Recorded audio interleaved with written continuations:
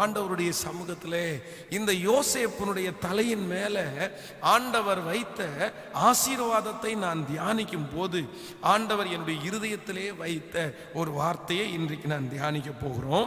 எடுத்துக்கொள்ளலாம். ஆதியாகமம் 41ஆம் அதிகாரத்தை நாம் எடுத்துக்கொள்ளுவோம். ஆதியாகமம் 41ஆம் அதிகாரத்திலே 51வது வசனத்தை நம்ம வாசிக்க போகிறோம். 41ஆம் அதிகாரத்திலே 51வது வசனம் எல்லாரும் சேர்ந்து வாசிக்கலாமா? ஆதியாகமம் 41:51 சேர்ந்து வாசிக்க போகலாம். யோசேப்பு என் வருத்தம் யாவையும் என் தகப்பனுடைய குடும்பம் அனைத்தையும் நான் மறக்கும்படி தேவன் பண்ணினார் என்று சொல்லி மூத்தவனுக்கு மனாசே என்று பெயரிட்டான். இன்னொரு விசை வாசிக்கலாம். யோசேப்பு என் வருத்தம் யாவையும் என் தகப்பனுடைய குடும்பம் அனைத்தையும் நான் மறக்கும்படி தேவன் பண்ணினார் என்று சொல்லி மூத்தவனுக்கு மனாசே என்று பெயரிட்டான். என்னை கேட்கிற அன்பு தேவனுடைய பிள்ளைகளே, இந்த யோசேப்பினுடைய ஆசீர்வாதத்தை குறித்து நம்ம ஒவ்வொரு நாளும் தியானித்து கொண்டிருக்கிறோம். இந்த இடத்துல வேதத்துல நம்ம வாசிக்கிறோம், இந்த யோசேப்புக்கு ஒரு பிள்ளை பிறக்கிறது. அவன் அந்த தேசத்திலே பல பாடுகளை பட்டான். பல பாடுகளை பட்டு இப்பொழுது அவனுக்கு திருமணமாகி ஆண்டவர் அவனை நினைத்து அந்த தேசத்திலே அழிந்து போவோம் என்று சொன்ன தேசத்திலே இனி நமக்கு வாழ்வே இல்லைன்னு நினைச்ச அந்த தேசத்துல ஆண்டவர் அவனை ஆசீர்வதித்தது மட்டுமல்ல, அவனுக்கு பதவிகளை கொடுத்தது மட்டுமல்ல, வேதம் சொல்லுது ஆண்டவர் அவனுக்கு திருமண வாழ்க்கையும் அனுமதிச்சு ஒரு குழந்தையை கொடுக்கிறார். அந்த குழந்தைக்கு பேர் வைக்கும் போது இந்த யோசேப்பு என்ன சொல்றான் அப்படின்னா, என் வருத்தம் யாவையும் என்னுடைய தகப்பனுடைய வீட்டையும் தேவன் மறக்கும்படி பண்ணினார். மறக்கும்படி பண்ணினார்.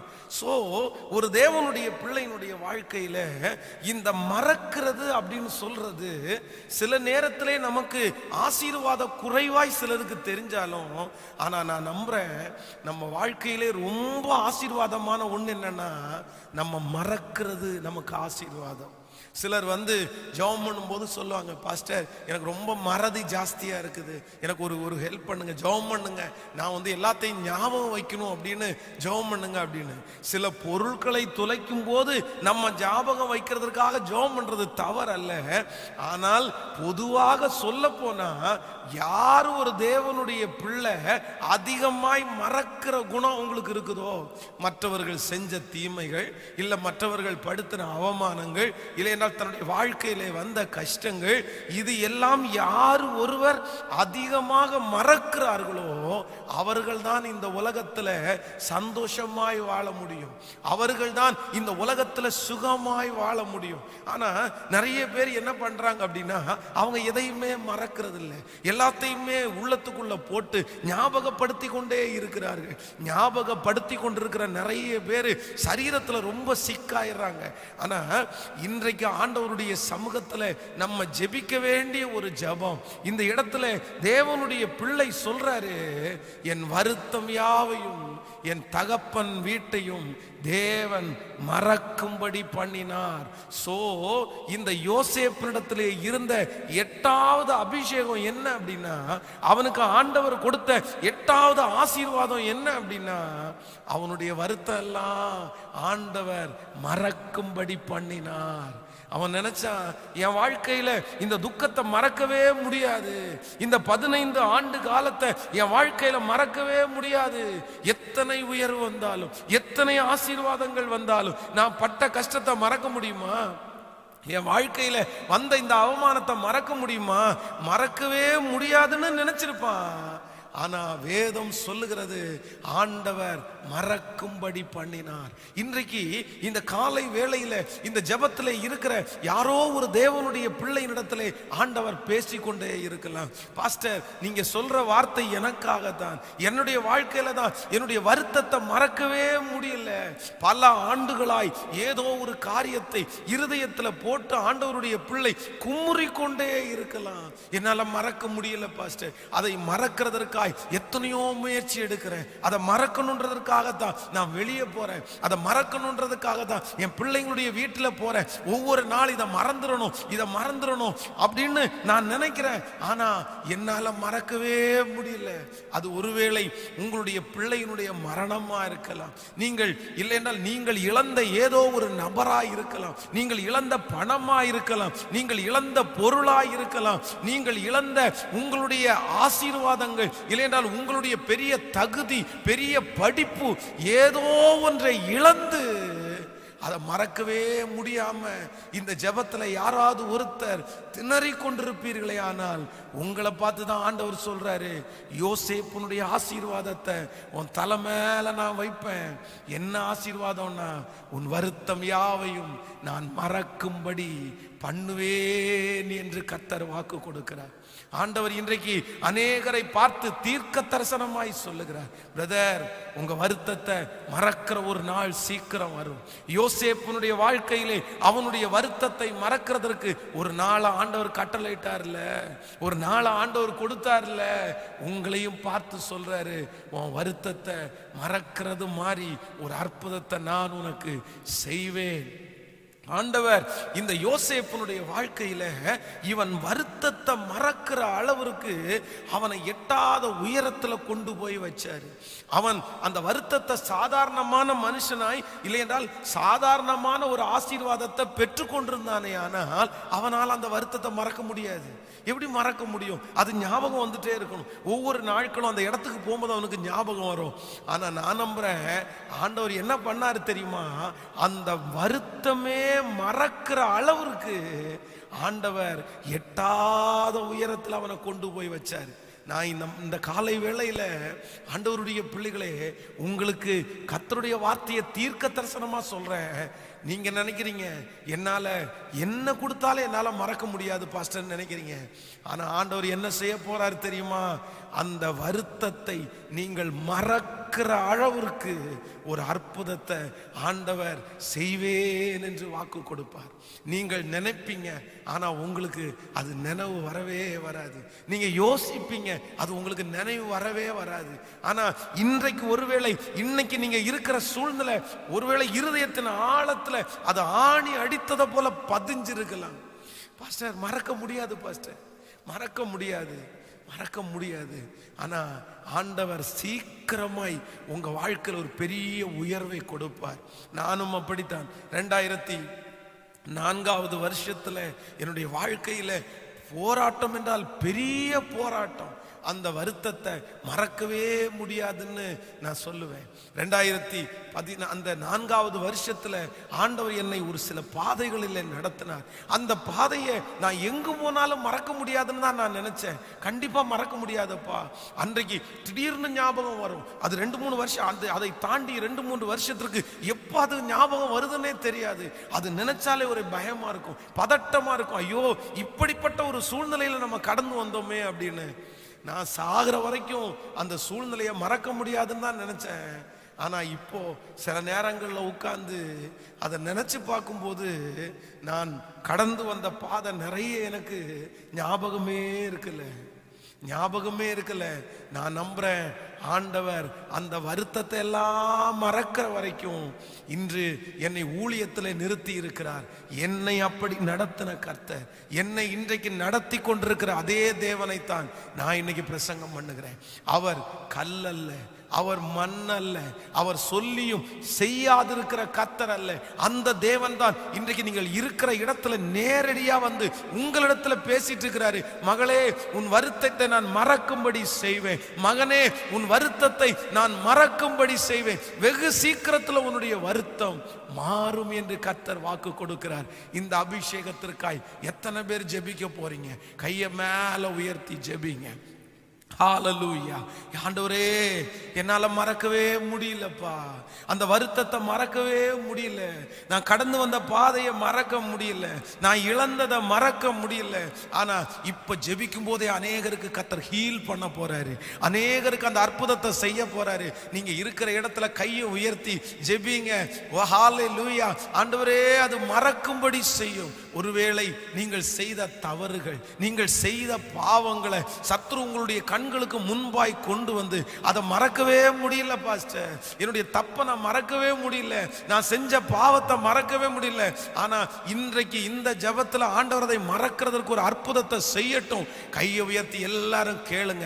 ஆண்டவரே, யோசேப்பின் மேல இருந்த இந்த அபிஷேகம் எனக்கு வேணும் ஆண்டவரே, எனக்கு வேணும் ஆண்டவரே.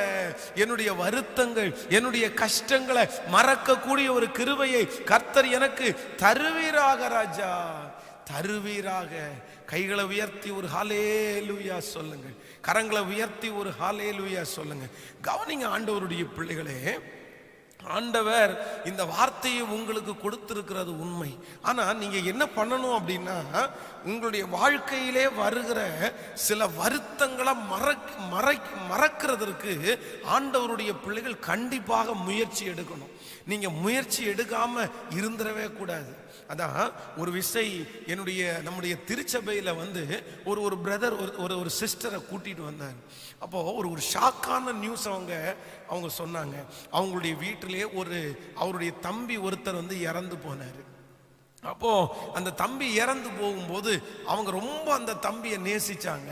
மனசுல அந்த தம்பியை குறிச்ச கவலை அவங்களுக்கு இருந்துட்டே இருந்துச்சு. அப்போ 3 மாதங்கள் ஆயிடுச்சு. 3 மாதம் வரைக்கும் அவங்கள அதுலேருந்து வெளியே கொண்டு வரவே முடியல. என்ன பண்ணுறாங்கன்னா, அவங்களுடைய ட்ரெஸ்ஸை எடுத்து வச்சு பார்த்து அப்படியே ட்ரெஸ்ஸை வச்சு அழுதுகிட்டே இருப்பாங்க. அதுக்கப்புறம் பார்த்தீங்க அப்படின்னா, அவர் சாப்பிட்ட தட்டை எடுத்து வச்சு, ஐயோ என் தம்பி சாப்பிட்ட தட்டு, ஐயோ என் தம்பி போட்ட பேண்டு, ஐயோ என் தம்பி படுத்த கட்டில், இப்படின்னு ஒவ்வொன்றாய் 3 மாதம் எத்தனையோ பேர் அவர்களை மறந்திருப்பான்னு சொன்னாலும் அவங்க மறக்கவே இல்லை. கடைசியில் ஒரு ரொம்ப ஷாக்கான நியூஸ், 3 மாதம் தாண்டி அவங்க தத்துருவமா அவனுடைய தம்பியை பார்க்க ஆரம்பிச்சாங்க.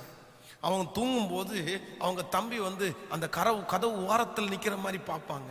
அவங்க சாப்பிடும்போது அவங்க தம்பி நிற்கிறது மாதிரி பார்ப்பாங்க. கடைசியில் அவர்களுடைய மனமே அவங்கள்ட்ட இல்லாமல் போயிருச்சு.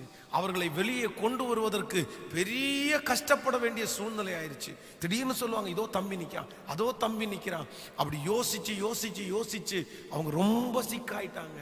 இன்றைக்கு இந்த ஜெபத்தில் இருக்கிற ஆண்டவருடைய பிள்ளைகளே, உங்களுடைய வாழ்க்கையிலே ஏதோ ஒரு சோகத்தை ஆண்டவர் அனுமதிப்பாரேயானால், ஏதோ ஒரு இழப்பை கர்த்தருடைய பிள்ளைகளுக்கு அனுமதிப்பாரேயானால், நீங்க என்ன பண்ணணும் அப்படின்னா, அதையே நினைச்சிட்டு வாழக்கூடாது, அதையே நினைச்சிட்டு இருக்க கூடாது. நீங்க கண்டிப்பா அதை விட்டு வெளியே வருவதற்கு முயற்சி எடுக்கணும். சரி, போனது போகட்டும், இனி என்ன செய்வது? அவ்வளவுதான், இழந்தது இழந்துட்டோம், இனி என்ன செய்வது? நடந்தது நடந்துருச்சு, இனி அதை நினைச்சு கவலைப்படக்கூடாது. அதான் பெர்க்மன்ஸ் ஐயா பாடும்போது ரொம்ப அழகா ஒரு பாட்டை பாடுறாரு. கடந்ததை நினைத்து கலங்காதே, நடந்ததை மறந்து விடு, கர்த்தர் புதியன செய்திடுவார், இன்றைக்கே செய்திடுவார். தாவீதை குறித்து வேதத்துல வாசிக்கும் போது வேதம் சொல்லுது, அவனுக்கு பிறந்த பிள்ளை மிகவும் வியாதியாய் இருந்தது, கேவலமாய் இருந்தது. உடனே அவன் என்ன பண்றான்னா, தேவ சமூகத்துல போய் அப்படியே உபவாசம் இருந்து ஜெபிக்கிறான். ஆண்டவரே, இந்த பிள்ளையை எனக்கு காப்பாற்றி தாரும், இந்த பிள்ளையை எனக்கு காப்பாற்றி தாரும். ஆனா அது முடியல. அந்த குழந்தை இறந்து போயிருச்சு. அவர்களை அந்த குழந்தை இறந்து போன அந்த செய்தியை ராஜாவினிடத்துல கொண்டு கொடுக்கறதற்கு அவங்க ரொம்ப பயப்பட்டாங்க. ஏன் அப்படின்னா, ஐயோ குழந்தை உயிரோடு இருக்கும்போது அவ்வளவு பெரிய பிரச்சனை பண்ணாரு, உபவாசித்த அழுதார், சாப்பிடாம கிடந்தாரு. ஆனா இப்ப குழந்தை செத்துருச்சுன்னு கேள்விப்பட்டா இவர் என்ன சொல்லுவார்னு தெரியல அப்படின்னு எல்லாரும் தயக்கத்தோடு இருக்கிறாங்க. யாரு போய் தாவீதினிடத்துல சொல்ல முடியும்? ஆனா அவங்க அரசல் புரசலாய் பேசுகிற அந்த செய்தியை காதுல கேட்ட உடனே தாவீது ராஜா கேட்கிறாரு, ஒருத்தனை கூப்பிட்டு, என்னப்பா குழந்தை என்னாச்சு? குழந்தை இறந்து போயிருச்சா அப்படின்னு கேட்கிறாரு. ஆமா, குழந்தை இறந்து போயிருச்சு. சொன்ன அடுத்த நிமிஷத்துல அவர் தன்னுடைய இடத்தை விட்டு எழும்பி குளித்து கொண்டு ட்ரெஸ் எல்லாம் சேஞ்ச் பண்ணி சாப்பாடு கேட்டாராமா. சாப்பாடு கொடுங்கன்னு கேட்டார். இதுவரையிலும் உபவாசித்து அழுதவர், இதுவரையிலும் உபவாசம் இருந்து ஜெபித்தவர், இப்போ சாப்பாடை கேட்டு அவருக்கு முன்னாடி வச்ச சாப்பாடை அவர் சாப்பிட்டாரு. உடனே எல்லாரும் கேட்குறாங்க, நீங்க செய்யறது என்ன? எந்த விதத்துல நியாயமா இருக்குது? குழந்தை உயிரோடு இருக்கும் போது அதற்காக உபவாசித்து அழுதீர். ஆனா இப்ப குழந்தை மரிச்சிருக்குது, நீங்க புசித்து குடிக்கிறீங்களே. உடனே அவன் சொன்னான், நான் இனி குழந்தையினிடத்திற்கு போவேனே அல்லாமல் குழந்தை என்னிடத்திற்கு திரும்பி வராது, திரும்பி வராது. நான் அநேக செய்தியில சொல்லி இருக்கிறேன், ஆண்டவருடைய பிள்ளைகளுடைய வாழ்க்கையில வருத்தங்களை மனசுல வைக்காதீங்க, கஷ்டங்களை மனசுல வைக்காதீங்க. என்றைக்கோ ஒரு நாள் நடந்த காரியம், என்றைக்கோ பேசின ஒரு காரியம், என்றைக்கோ இழந்த ஒரு காரியத்தை திரும்ப திரும்ப மனசுல கொண்டு வந்து ஞாபகப்படுத்தி அதை நினைக்கும் போதெல்லாம் அழுது, அதை யோசிக்கும் போதெல்லாம் ஆண்டவருடைய பிள்ளைங்க ஒரு நாளும் அப்படி அழவே கூடாது. அதான் யோபு சொல்லும் போது சொல்றாரு அப்படின்னா, எல்லாவற்றையுமே இழந்தான், தன்னுடைய சொத்து, தன்னுடைய பிள்ளைகள் எல்லாவற்றையுமே இழந்தான். எல்லாவற்றையும் அவன் இழந்தாலும் சொல்றான், கர்த்தர் கொடுத்தார், கர்த்தர் எடுத்தார், கர்த்தருடைய நாமத்திற்கு ஸ்தோத்திரம். இந்த ஜபத்துல இருக்கிற ஆண்டவருடைய பிள்ளைய, நீங்கள் யாருமே இந்த உலகத்துல வரும்போது எதுவுமே நீங்க கொண்டு வரல. நீங்கள் உங்களுடைய தாயின் கற்பத்திலிருந்து பிறக்கும் போது நிர்வாணியாய் பிறந்தீர்கள், ஒன்னும் இல்லாம தான் பிறந்தீங்க. நம்ம எல்லாரும் தங்கத்தை போட்டுட்டு நம்ம எல்லாரும் பிறக்கல, இல்லைன்னா காரோட நம்ம நிறைய பேர் பிறக்கல, சொத்தோட நம்ம நிறைய பேர் பிறக்கல. நம்ம எல்லாருமே ஒன்றுமில்லாமல் தான் பிறந்திருக்கிறோம், எதுவுமே இல்லாம தான் பிறந்திருக்கிறோம். அதே போல இந்த உலகத்தை விட்டு போகும்போதும் நம்ம எதையுமே கொண்டு போறதில்லை, நகையை கொண்டு போறதில்லை, காரை கொண்டு போறதில்லை, சொத்தை கொண்டு போறதில்லை.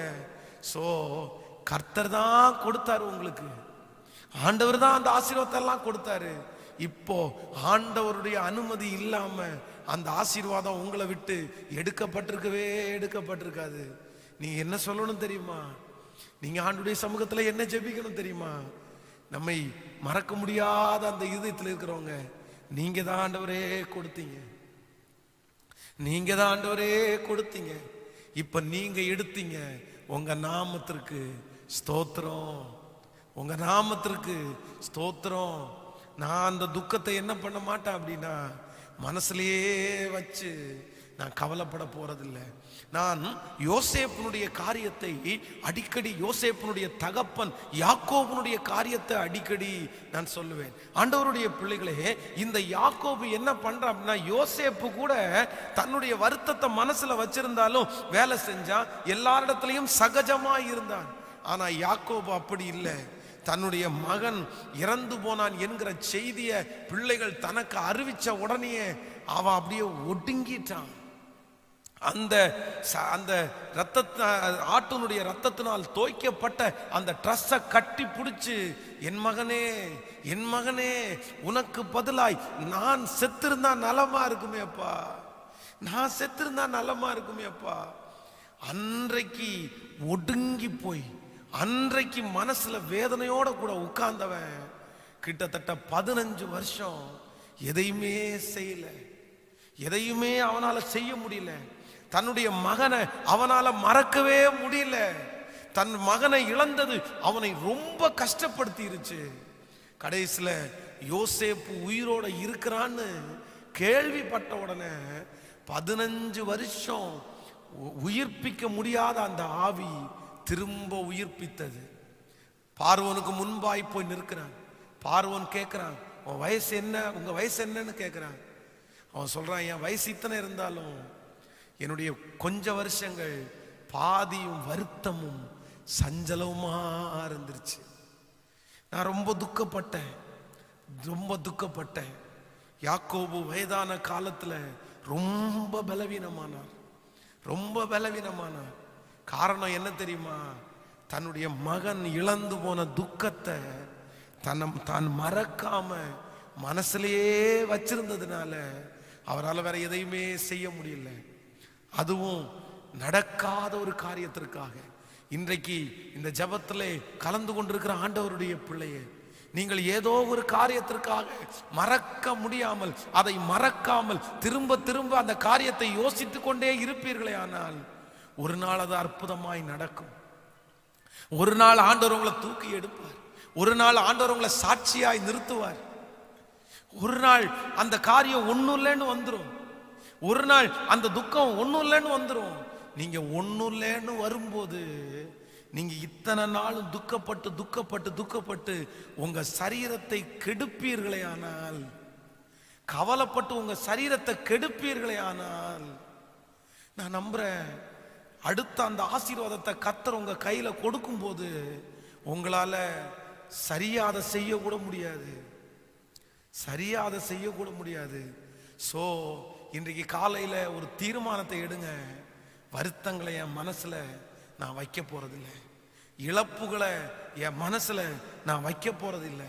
நிறைய பேர் யாரோ ஒருத்தர் சொன்ன வார்த்தைய மனசுல நினைச்சு நினைச்சு நினைச்சு பாஸ்டர் இப்படி பேசிட்டான் இப்படி பேசிட்டான். நான் நம்புறேன் அவன் பேசின வார்த்தைய ஆண்டவர் மாற்றி உங்களுடைய வாழ்க்கையில அற்புதம் செய்கிறதுக்கு வல்லவரா இருக்கிறாரு. அவங்க பேசின வார்த்தையை திரும்ப திரும்ப திரும்ப ஆண்டவருடைய பிள்ளைகள் நினைத்து நீங்க கவலைப்பட வேண்டிய அவசியமே இல்லை.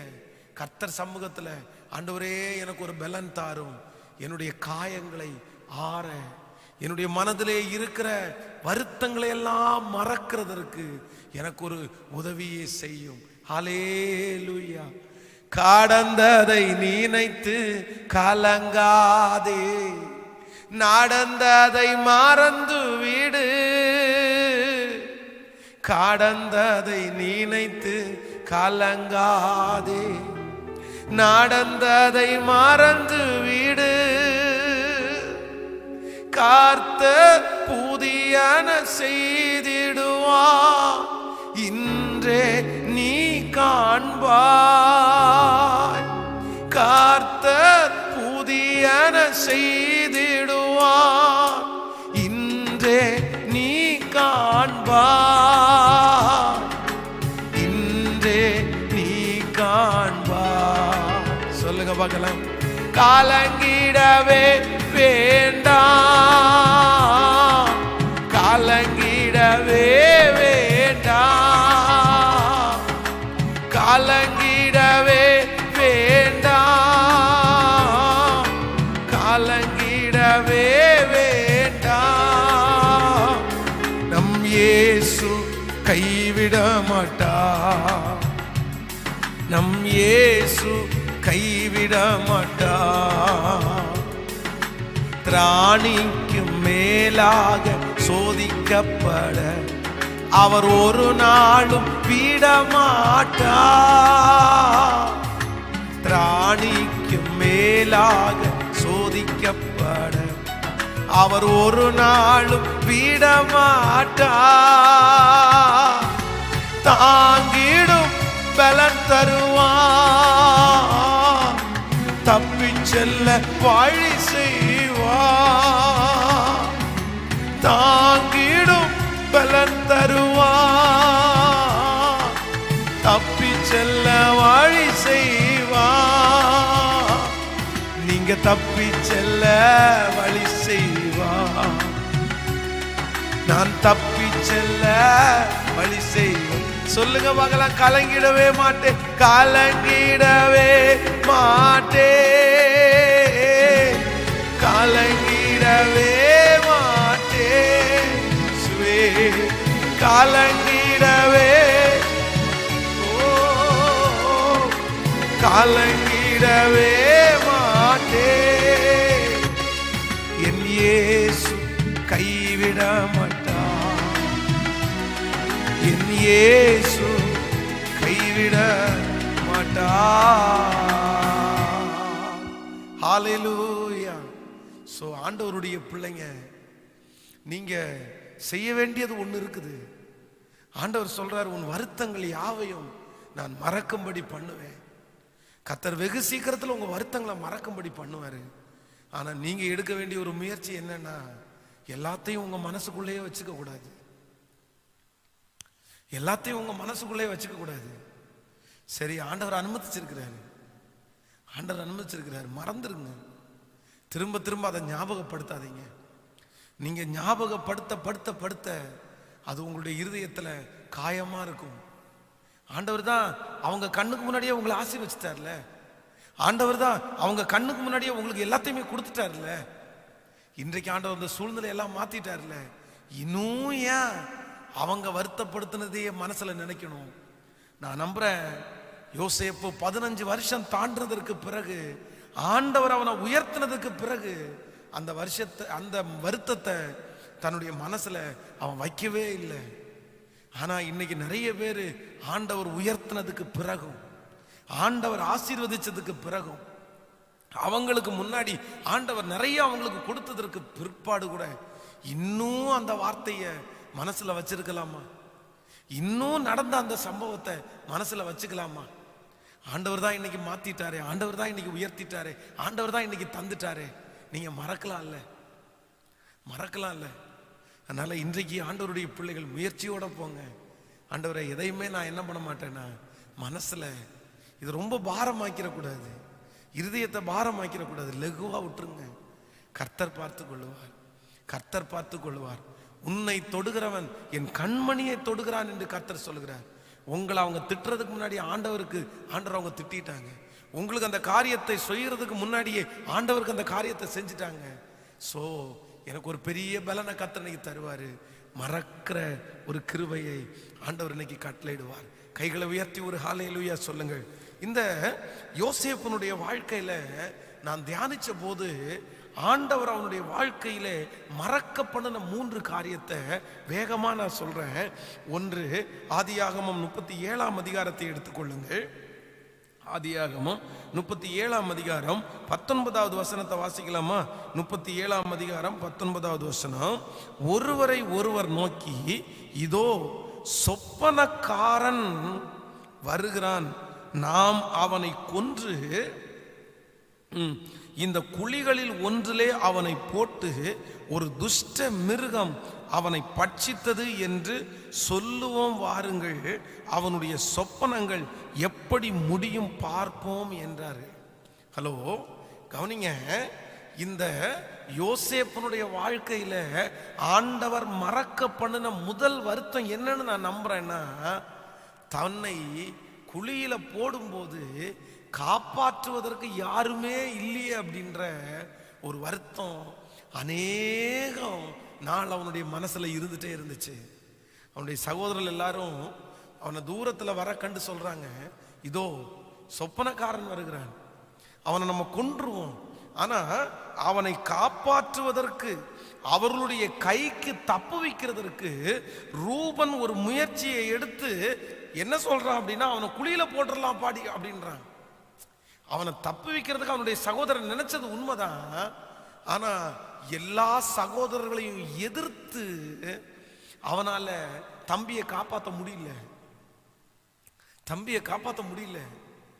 இன்றைக்கு இந்த ஜபத்துல இருக்கிற ஆண்டவருடைய பிள்ளையே, இந்த யோசேப்பினுடைய வாழ்க்கையில கர்த்தர் மறக்க பண்ண முதல் வருத்தம், தன்னை காப்பாற்றுவதற்கு ஒருத்தர் கூட இல்லை அப்படின்ற அந்த வருத்தம். இந்த ஜபத்துல இருக்கிற உங்களுடைய யாரோ ஒருத்தருடைய வாழ்க்கையில இந்த வருத்தம் உங்களுடைய இருதயத்துல இருக்கலாம். பாஸ்டர், இவங்க நினைச்சிருந்தா என்ன அந்த இடத்துல இருந்து தூக்கி விட்டுருக்கலாம், இவங்க நினைச்சிருந்தா அந்த இடத்துல என்ன காப்பாத்தி விட்டுருக்கலாம், நான் இவ்வளவு பெரிய பிரச்சனைக்குள்ள போயிருக்க மாட்டேன், என் பிள்ளைய தூக்கி விட்டுருக்கலாம், என் மகனை என் மகளை தூக்கி விட்டுருக்கலாம்.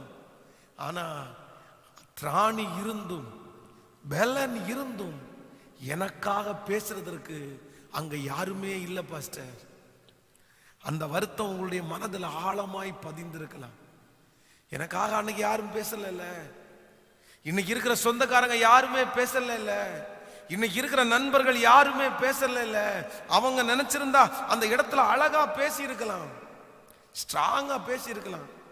நீங்க நினைக்கிற மாதிரி இல்லலாம், அவனை வேணா மிரட்டி விடலாம்ப்பா, இனி அப்பாட்ட அதெல்லாம் போய் சொல்லாம வேணா நம்ம சொல்லி விட்டுறலாம். நீங்க நினைக்கிற மாதிரி அவனை குழியில எல்லாம் போட முடியாது, அவனை கொல்ல எல்லாம் முடியாது. என்னவா பேசிட்டு இருக்கிறீங்க? கூட பிறந்த சகோதரனை கொல்ல முடியுமாப்பா? கொல்றது நியாயமா? எப்படி? உடனே திறப்புல நின்று அவனை காப்பாத்தி எல்லாரையும் சத்தம் போடுறக்கூடிய உரிமை மூத்த மகன் ரூபனுக்கு இருந்துருச்சு. காப்பாற்ற நினைச்சாரு, ஆனா அவனுக்காக ஸ்ட்ராங்கா பேச முடியல. நம்ம வாழ்க்கையில நிறைய பேரு அதான் உதவி செய்ய வருவாங்க, ஆனா 100% அவங்களால ஸ்ட்ராங்கா நிக்க முடியாது. ஒரு லிமிட்டேஷன். சரிப்பா, சரி சார், பாத்துங்க சார், நல்ல நல்ல தம்பி தான் சார், பார்த்துங்க சார். ஆனா அப்படி சொல்ல போகிற அந்த ஆள் வந்து கொஞ்சம் கடினமா அப்படியே ரைஸ் பண்ணி, என்ன அவனுக்காக ஜாமீன் நிக்கிறியா, அவனுக்காக நீ நிக்கிறியா, அவன் இல்லைன்னா உன்னை பிடிச்சி போட்டுட்டுமா, அவன் கட்டலைன்னா நீ கட்டிடுறியா, அவன் கொடுக்கலன்னா உன்னால கொடுக்க முடியுமா அப்படின்ற வார்த்தையை சொல்லிட்டாங்கன்னா அடுத்த நிமிஷமே நிறைய பேர் என்ன பண்ணுவாங்கன்னா எஸ்கேப் ஆயிடுவாங்க. உதவி செய்யலான்னு நினைச்சப்பா, ஹெல்ப் பண்ணலான்னு நினைச்சப்பா, ஆனா என்னால இவ்வளோக்கு அதிகமாலாம் பண்ண முடியாது. ஆனால் வேதம் சொல்லுகிறது அவனுடைய மனதனுடைய ஆழத்துல இருந்த வருத்தம், இத்தனை சகோதரங்க என் கூட பிறந்த போதிலும் என்னை காப்பாற்றுறதுக்கு ஒருத்தராலும் முடியல, எனக்காக யாராலும் வழக்காட முடியல. அந்த வருத்தத்தை ஆண்டவர் இன்றைக்கு மறக்கும்படி செய்து அவனுக்காக வழக்காடி எகிப்திலேயே அவனை பெரிய அதிகாரியாய் மாற்றினார். இந்த ஜெபத்துல இருக்கிற யாரோ ஒருத்தரை பார்த்து ஆண்டவர் சொல்லிட்டே இருக்கிறாரு, இதே காயம் உன் மனசுக்குள்ள இருக்க ஆண்டவருடைய பிள்ளையே, எனக்கு யாருமே இல்லையே, எனக்கு யாருமே இல்லையே, எனக்காக பேசுறதற்கு யாருமே இல்லையே, எனக்காக வழக்காடுவதற்கு யாருமே இல்லையே, என்னை காப்பாற்ற யாருமே முன் வரலையே, இத்தனை பேர் எனக்கு இருந்தோம், இத்தனை சொந்தக்காரங்க இருந்தோம், நான் அவங்களுக்கு எத்தனை உதவி செஞ்சேன், நான் அவங்களுக்கு சாப்பாடு கொண்டு வந்தேன், நான் அவங்களுக்கு எத்தனை ஹெல்ப் பண்ணியிருக்கிறேன், அவங்க கஷ்டத்துல நான் கூட நின்ன இல்லை, அவங்க கஷ்டத்துல நான் அவங்கள காப்பாத்தின இல்லை. ஆனா இன்னைக்கு இல்லையே பாஸ்டர். அந்த வருத்தத்தெல்லாம் ஒரு நாள் ஆண்டவர் மறக்கும்படி பண்ணுவார்.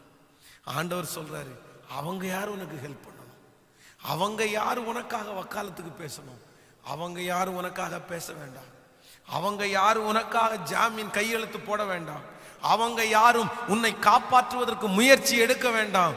உன்னை அழைத்த கர்த்தர், உங்களை வேறு பிரித்த கர்த்தர், உங்க மகன் ஆராதிக்கிற அந்த தேவன் காப்பாற்றுவதற்கு, பேசுவதற்கு, தப்புவிக்கிறதற்கு போவேன் என்று கர்த்தர் வாக்கு கொடுக்கிறார். ஹல்லேலூயா.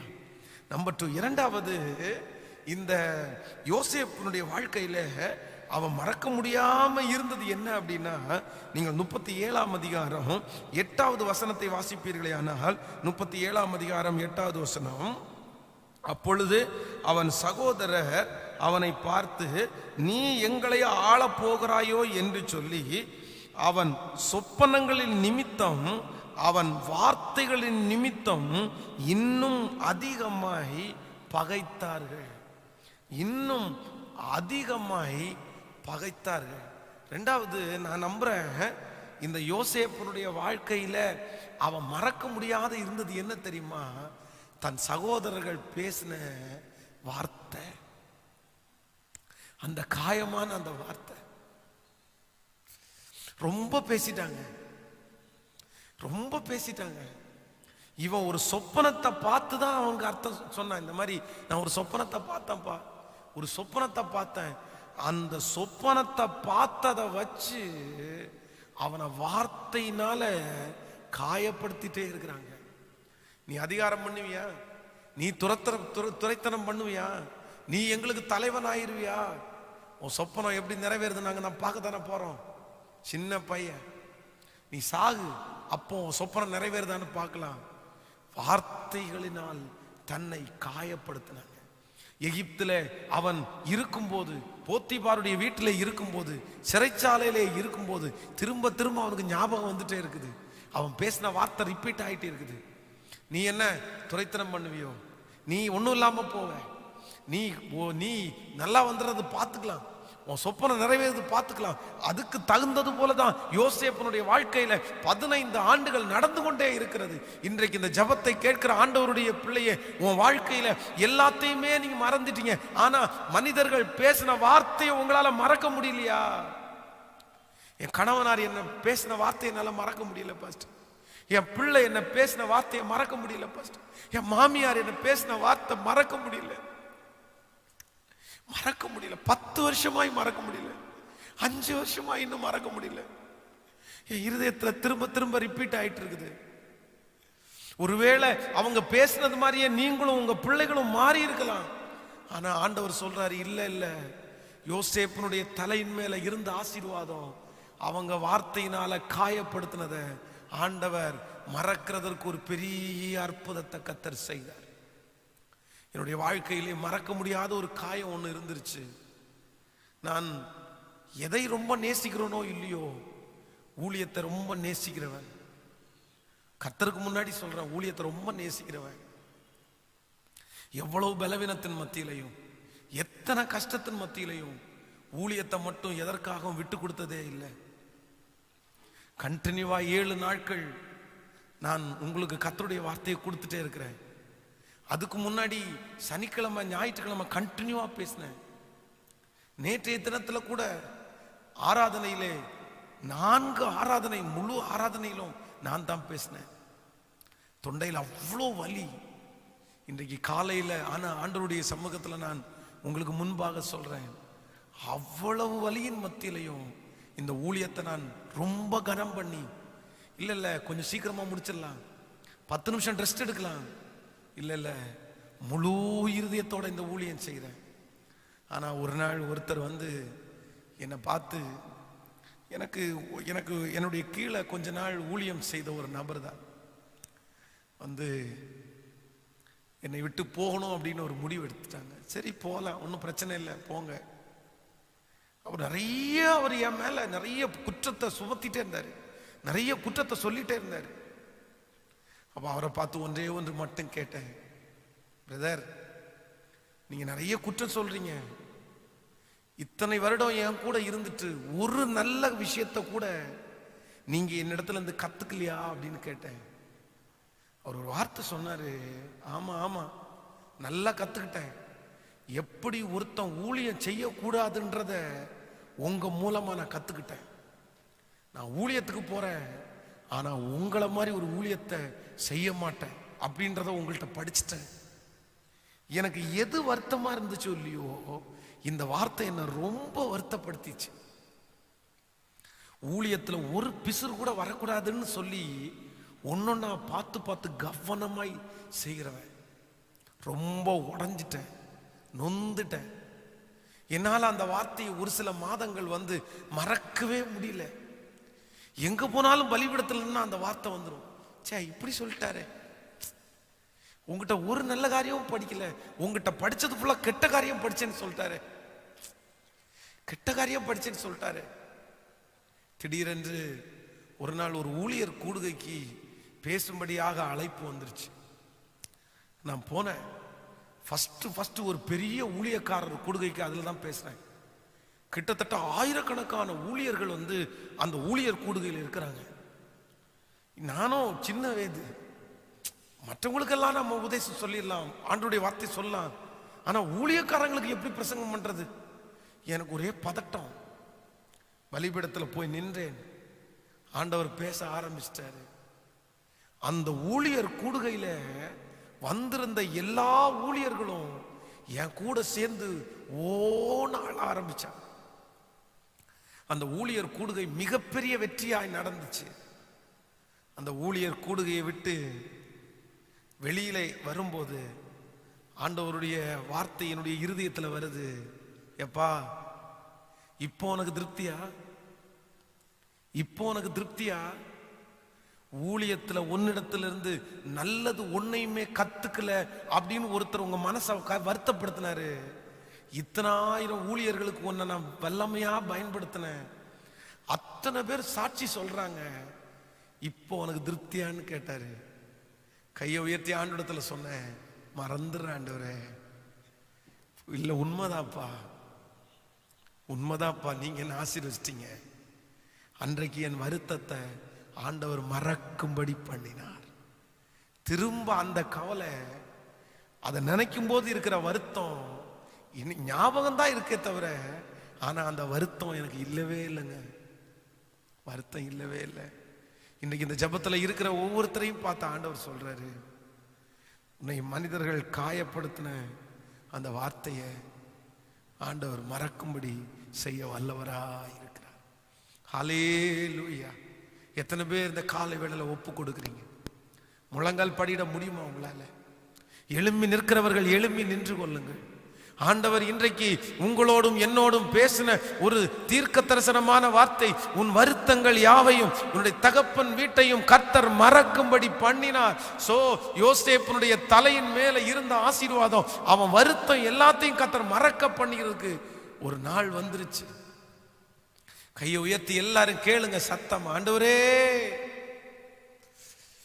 என் மனசுல இருக்கிற வருத்தம் மறக்கிறது மாதிரி ஒரு அற்புதத்தை செய்யுங்க ஆண்டவரேன்னு கேளுங்க. கடந்ததை நினைச்சு நான் இனி கலங்க மாட்டேன், நான் மறந்துடும் அப்பா. ஹல்லேலூயா. சொல்லுங்க ஆண்டவருடைய சமூகத்துல எல்லாரும் சொல்லுங்க, அப்பா பார்த்து, ஆண்டவரே இந்த வார்த்தையை, இந்த ஆசீர்வாதத்தை என் தலை மேல நீங்க வைக்கிறதற்காக ஸ்தோத்திரம்னு சொல்லுங்க. ஹல்லேலூயா. மனிதரின் தூஷணையில் மனமடிவடைவதில்லை, நீர் எந்தன் பக்கம் உண்டு, தேவைகள் எனக்கில்லை. நாவுகள் எனக்கு எதிராய் சாட்சிகள் சொன்னாலும் வாதாட நீருண்டு, ஒருபோதும் கலக்கமில்லை. நாவுகள் எனக்கு எதிராய் சாட்சிகள் சொன்னாலும் வாதாட நீருண்டு, ஒருபோதும் கலக்கமில்லை. நீங்க தாப்பா என் நம்பிக்கை, உம்மையன்றி வேறு துணை இல்லை. சொல்லுங்க பார்க்கலாம், நீங்க தாப்பா என் நம்பிக்கை, உம்மையன்றி வேறு துணை இல்லை. கலங்கின நேரங்களில் கைதூக்கி எடுத்தவரே, கண்ணீரின் பள்ளத்தாக்கில் என்னோடு இருப்பவரே, உறவுகள் மறந்தாலும் நீர் என்னை மறப்பதில்லை, காலங்கள் மாறினாலும் நீர் மட்டும் மாறவில்லை. உறவுகள் மறந்தாலும் நீர் என்னை மறக்கவில்லை, காலங்கள் மாறினாலும். எல்லாரும் இப்ப சேர்ந்து சொல்லுங்க, நீங்க தாப்பா என் நம்பிக்கை, உண்மை. சத்தத்தை உயர்த்தி உங்களுடைய வீடுகளில் அந்த சத்தம் கேட்டுக்கொண்டே இருக்கட்டும். இயேசுவே நீங்க தான் அந்த நம்பிக்கை. எனக்கு எதிராய் பேசின அத்தனை நாவுகளை என் வசத்திலே வைக்கிறவர் கர்த்தர். ஹல்லேலூயா. நீங்க தான் என் நம்பிக்கை, உம்மை அன்றி வேறு துணை இல்லை. நீங்க தான் என் நம்பிக்கை, உம்மை அன்றி வேறு துணை